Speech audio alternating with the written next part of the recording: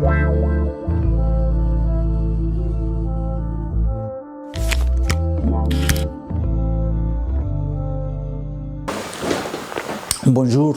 En ce jeudi de la Passion, la liturgie de l'Église nous invite à réfléchir à l'alliance que Dieu a conclue avec le peuple d'Israël et dont nous sommes les héritiers avec les Juifs, les musulmans et donc nous les chrétiens.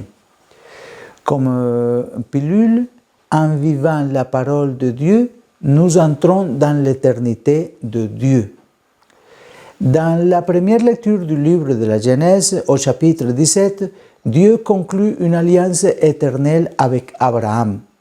Cette alliance consiste dans la promesse faite à cet homme qu'il serait le père de tous ceux qui reconnaîtront Dieu comme leur seul Seigneur et que Dieu veillera à donner une terre à cette innombrable descendance.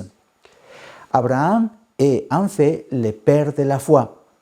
Les Juifs, les musulmans et nous les chrétiens le considérons tous comme tel. Abraham a toujours été fidèle, mais le peuple ne l'a pas été. C'est pourquoi Dieu a élaboré un plan pour sauver le peuple des griffes du mal en envoyant le Christ Jésus pour remplir cette mission. Abraham, qui fait partie de l'éternité de Dieu, était heureux de connaître ses plans, comme le dit Jésus dans l'Évangile au 8e chapitre de Saint Jean, versets du 51 au 59. Mais Jésus ne veut pas simplement que nous vivions d'une histoire passée, mais que nous comprenions que cette alliance est d'actualité aujourd'hui dans notre temps présent.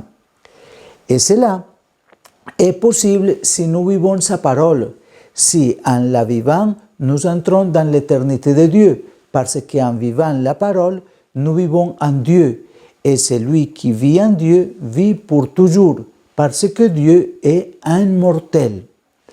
En vivant la parole de Dieu, la vie de Dieu habite en nous, et nous habitons en Dieu lui-même. C'est pourquoi Jésus dit, « Celui qui vit la parole ne mourra pas ». Le corps se détériore, bien sûr, au fil des années, mais la vie en Dieu s'enrichit en vivant la parole de Jésus. Prenons donc conscience aujourd'hui de l'éternité de notre vie en Dieu si nous vivons sa parole. L'Esprit Saint nous accompagne pour que nous vivions toujours sa parole et que l'alliance conclue avec Abraham se perpétue dans cette génération et dans les générations à venir. Bon jeudi de la Passion.